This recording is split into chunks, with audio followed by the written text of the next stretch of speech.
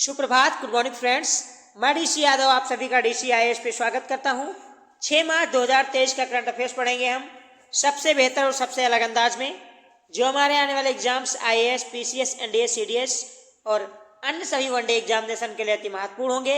हमारे साथ आप नए हैं तो पहले सब्सक्राइब कर लीजिए डीसी आईएएस इंस्टीट्यूट को। आज का अपना पहला सवाल है कि सुर्खियों में रहा रायसीना डायलॉग के संबंध में कौन सा कथन सत्य है। हाल ही में रायसीना डायलॉग बेंगलुरु में संपन्न हुआ।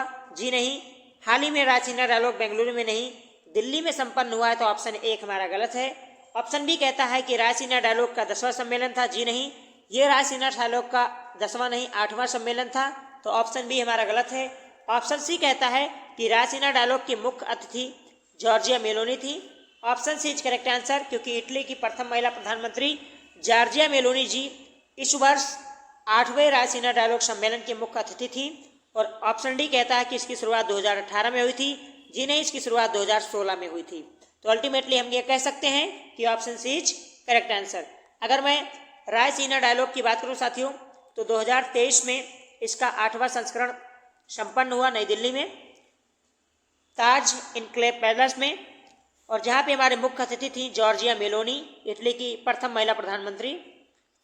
और इसकी शुरुआत 2016 में तत्कालीन विदेश मंत्रालय के नेतृत्व में हुआ था। उस समय विदेश मंत्री थी हमारी सुषमा स्वराज जी। और दिल्ली में स्थित रायसीना पहाड़ी के पास इस डायलॉग को पहली बार संपन्न किया गया था, इसलिए इसका नाम पड़ा रायसीना डायलॉग। ये एक भू राजनीतिक और भू आर्थिक दृष्टि से डायलॉग संपन्न किया जाता है, और इस वर्ष इस डायलॉग में 100 से अधिक देशों के वित्त और विदेश मंत्रियों ने भाग लिया। अगला क्वेश्चन साथियों ब्रह्मोस मिसाइल के संबंध में, क्योंकि आप सभी को पता है कि हाल ही में ब्रह्मोस मिसाइल के द्वारा कई नए कीर्तिमान रचे गए हैं। इन सभी कीर्तिमानों में सुर्खियों में ब्रह्मोस मिसाइल इसलिए है क्योंकि कल रविवार को ब्रह्मोस मिसाइल को युद्धपोत से परीक्षण किया गया, और इसमें बताया गया, और किस युद्धपोत से किया गया है, तो कोलकाता श्रेणी के निर्देशित मिसाइल विध्वंसक युद्धपोत से परीक्षण किया गया, जो सफलतापूर्वक परीक्षण हुआ ब्रह्मोस मिसाइल का। ऐसे में आपको बताना है कि ब्रह्मोस मिसाइल के संबंध में कौन सा कथन सत्य है। इसे भारत और इजराइल के द्वारा निर्मित किया गया है। ऑप्शन ए हमारा गलत है। इसे भारत और रूस के द्वारा निर्मित किया गया है, रशिया के द्वारा निर्मित किया गया है, इजराइल के द्वारा।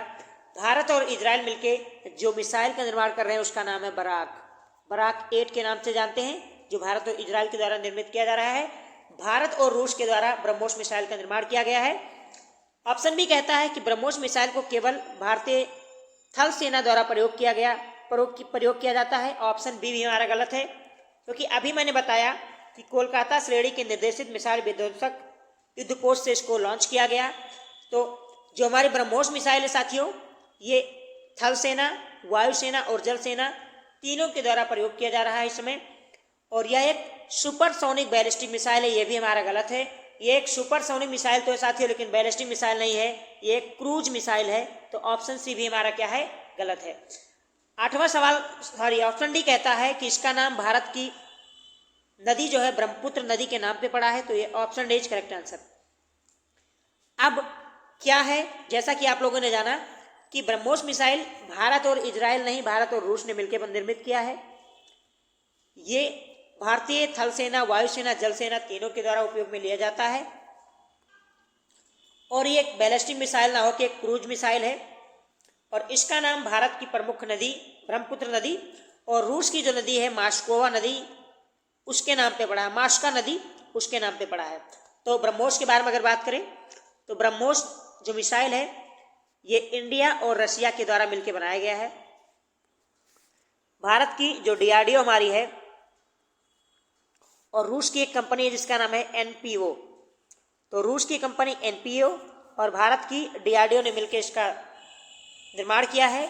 और इसका नाम भारत की नदी ब्रह्मपुत्र और रूस की नदी मॉस्कोवा के नाम पे इसका ब्रह्मोस नाम पड़ा है और इसकी रेंज की अगर हम बात कर ले साथियों, तो 300 से लेके 500 रेंज तक किलोमीटर तक इसकी क्षमता है।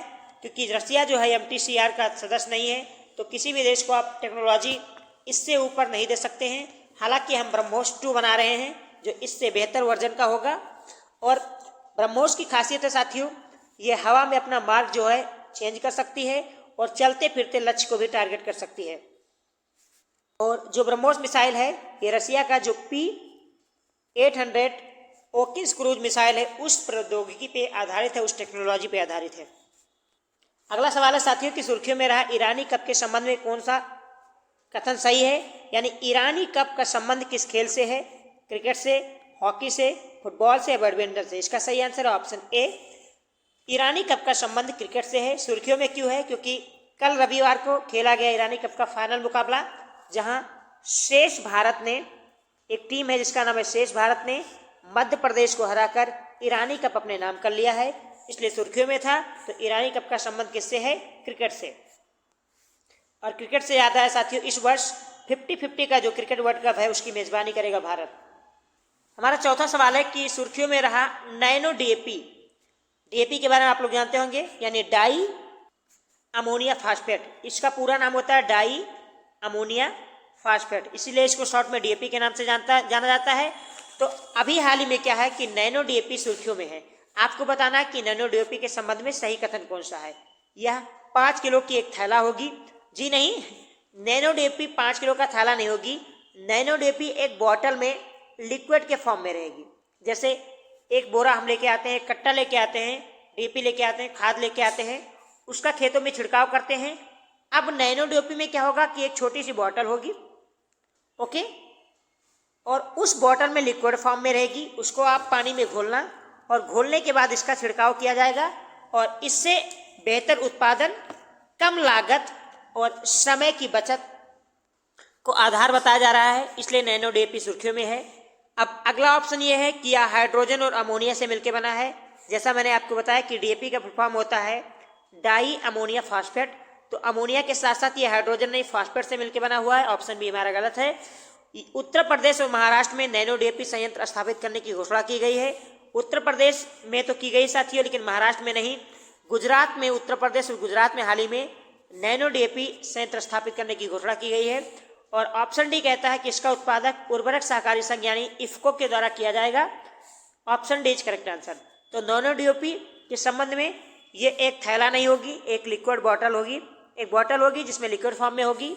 ये अमोनिया और फास्फेट से मिलकर बनी होती है और उत्तर प्रदेश और गुजरात में इसके संयंत्र स्थापित किए जाएंगे और इफ्को के द्वारा इसका निर्माण किया जाएगा, यानी उर्वरक सहकारी संघ। और जिसको लगता है कि इस बॉटल की कीमत कितनी होगी साथियों, तो वर्तमान समय में इस बॉटल की कीमत जो भारत सरकार के द्वारा तय की गई है वो 240 रुपये तय की गई है। और डीएपी वगैरह में क्या क्या मिला होता है साथियों, तो डीएपी में देखो, एक तो आपको पता है डाई अमोनिया फास्फेट इसका पूरा नाम है। इसकी शुरुआत जो है 1960 में बनने की हुई थी और इसमें 18% क्या होता है, नाइट्रोजन होता है और 46% के आसपास फास्फेट होता है। अब बढ़ते साथियों अगले सवाल की ओर। अगला सवाल है कि विधानसभा के संबंध में कौन सा कथन सत्य है, क्योंकि आप सभी को पता है हाल ही में विधानसभा के चुनाव हुए हैं नागालैंड, मिजोरम जैसे राज्यों में। तो विधानसभा से संबंधित सवाल आपके एग्जाम में पूछे जा सकते हैं। विधानसभा का उल्लेख भारत के संविधान के भाग 5 में है। जी नहीं, विधानसभा का संबंध और इसका उल्लेख भाग 6 में है साथियों, भाग 5 में नहीं है। तो ऑप्शन ए हमारा क्या हो जाएगा, गलत। लिखा है पुदुचेरी विधानसभा में 70 सीटें। जी नहीं, पुदुचेरी विधानसभा में 30 सीटें हैं, 70 सीटें नहीं हैं। अगला ऑप्शन कहता है कि दिल्ली विधानसभा में 30 सीटें हैं। जी नहीं, हमने ऑप्शन को चेंज कर दिया है, दिल्ली विधानसभा में 70 सीटें हैं जबकि पुदुचेरी विधानसभा में 30 सीटें हैं। और ऑप्शन डी कहता है कि विधानसभा में अधिकतम सदस्यों की जो संख्या हो सकती है वो 500 हो सकती है। और option D is correct answer. दरअसल साथियों विधानसभा के संबंध में आप लोग जान लीजिए कि विधानसभा जो है ये भारत के संविधान के भाग 6 में, भाग 5 में नहीं है। और 2 ऐसी यूनियन टेरिटरी है, तो 3 हो गई जहाँ पे विधानसभा है। एक तो पुदुचेरी जहाँ पे 30 सीटें हैं, दिल्ली जहाँ पे 70 सीटें हैं और एक है जम्मू एंड कश्मीर। तो पहले 2 हुआ करती थी, जम्मू कश्मीर में भी विधानसभा है, प्रेजेंट टाइम में राष्ट्रपति शासन लगा, आप सभी को पता है। और किसी भी विधानसभा में जो मैक्सिमम सीटें हो सकती है वो हो सकती हैं 500 और मिनिमम हो सकती है 60। हालांकि भारत में कुछ राज्य ऐसे हैं जो इसके अपवाद भी हैं, जैसे गोवा, सिक्किम, मिजोरम जैसे देश हैं, राज्य हैं। अगला सवाल है कि सुर्खियों में रहा तेल अबीब शहर किस देश में है। अब ये सुर्खियों में क्यों है साथियों, क्योंकि यहाँ पर वहाँ के प्रधानमंत्री को लेके एक व्यापक विरोध प्रदर्शन हो रहा है कि पूरा का पूरा जो तेल अबीब शहर है वो छावनी में तब्दील हो चुका है। जनता सड़क पे उतर चुकी है और वहाँ के प्रधानमंत्री का काफ़ी खतरनाक तरीके से विरोध किया जा रहा है। ऐसा भविष्य में किसी ने कल्पना नहीं की थी कि इस प्रधानमंत्री की इतनी आलोचना की जा सकती है। और क्यों की गई है? क्योंकि वहाँ पे न्यायिक सुधार किया गया है। वो देश कौन सा है? यूक्रेन, रूस, इजराइल या इराक? उसका सही आंसर है ऑप्शन सी, इजराइल के तेल अबीब शहर में व्यापक प्रदर्शन देखा जा रहा है। बेंजामिन नेतन्याहू साहब ने न्यायिक सुधार की घोषणा की, जिसके तहत जनता सड़क पे उतर गई है और पूरा का पूरा जो तेल अबीब शहर है वो अब भीड़ ही भीड़ दिखाई दे रही है, जहां काफी मात्रा में विरोध किया जा रहा है बेंजामिन नेतन्याहू जी का। 7वां सवाल है साथियों, सानिया मिर्जा से संबंधित। एक महान टेनिस खिलाड़ी जिन्होंने अपने करियर से संन्यास ले लिया, उनसे संबंधित बताना है कि सानिया मिर्जा से संबंधित सही कथन कौन सा है। सानिया मिर्जा देश की स्टार बैडमिंटन खिलाड़ी थी। अभी मैंने बताया आपको, बैडमिंटन नहीं, टेनिस खिलाड़ी थी। तो ऑप्शन ए हमारा गलत है। इनका जन्म केरल में हुआ था। जी नहीं, इनका जन्म तेलंगाना में हुआ था। ऑप्शन सी कहता है कि भारत सरकार ने 2006 में इन्हें पद्म विभूषण से सम्मानित किया। जी नहीं, 2006 में भारत सरकार ने इन्हें पद्म विभूषण नहीं, पद्म श्री से सम्मानित किया था और 2005 में इन्हें अर्जुन अवार्ड से सम्मानित किया गया था। Option C D is correct answer. तो ऑप्शन डी हमारा क्या है? सही है। तो भारत की महान टेनिस खिलाड़ी सानिया मिर्जा जी ने संन्यास की घोषणा की और इनका बहुत खूबसूरत करियर रहा है टेनिस के इतिहास में। बहुत कुछ दिया इन्होंने भारत को। अब जो WP हुआ अभी दुबई में, आप सभी को पता है, वहाँ पे उन्होंने आखिरी बार भाग लिया और उसके बाद इन्होंने पहले घोषणा कर दी थी कि दुबई में होने वाला वर्ल्ड टेनिस जो चैंपियनशिप है वो मेरा आखिरी खिताब होगा, उसके लिए भिड़ंत करेंगे। हालांकि हार के बाहर हो गई है। फिर भी बहुत अच्छा करियर रहा इनको। 2006 में भारत सरकार ने पद्मश्री और 2005 में, इससे पहले ने अर्जुन अवार्ड से सम्मानित किया जा चुका है। और पाकिस्तान के क्रिकेटर शोएब मलिक से इन्होंने शादी की है। वर्तमान में ये भारत की नागरिक हैं। 8वां सवाल है कि सुर्खियों में रहा चुनाव आयोग के संबंध में कौन सा कथन सत्य है। चुनाव आयोग क्यों संबंध में है साथियों? सुर्खियों में है क्योंकि अभी आपको पता है कि 3 राज्यों में विधानसभा का चुनाव हुआ। विधानसभा का चुनाव करवाने का जो दायित्व है वो चुनाव आयोग के पास है और चुनाव आयोग के जो सदस्यों की नियुक्ति और चुनाव आयोग की नियुक्ति को लेकर हाल ही में सुप्रीम कोर्ट ने एक फैसला दिया 5 जजों की बेंच ने कि इनकी नियुक्ति प्रधानमंत्री, लीडर ऑफ अपोजिशन और चीफ जस्टिस ऑफ इंडिया के सलाह पे होगी। जिसको कहेंगे उसी को अब राष्ट्रपति अपॉइंट करेंगे, इसलिए सुर्खियों में था। अब आपको बताना है चुनाव आयोग के संबंध में सही कथन कौन सा है। निर्वाचन आयोग की स्थापना जो है 26 जनवरी 1950 को हुई थी। जी नहीं, 1950 को तो हुई थी साथियों, लेकिन एक दिन पहले 25 जनवरी को हुई थी। इसलिए हर वर्ष हम 25 जनवरी को राष्ट्रीय मतदाता दिवस के रूप में भी मनाते हैं। भारत के संविधान के भाग 6 में निर्वाचन आयोग का उल्लेख है। जी नहीं, भाग 15 में उल्लेख है, भाग 6 में नहीं है। अरुण कुमार वर्तमान भारत के प्रमुख मुख्य चुनाव आयुक्त हैं। ऑप्शन डी भी हमारा क्या है? गलत है। तो एक तरीके से option B is correct answer. Sukumar Sen देश के प्रथम चुनाव आयुक्त थे और अरुण कुमार जो हमारे ये चुनाव आयुक्त हैं, मुख्य चुनाव आयुक्त नहीं है।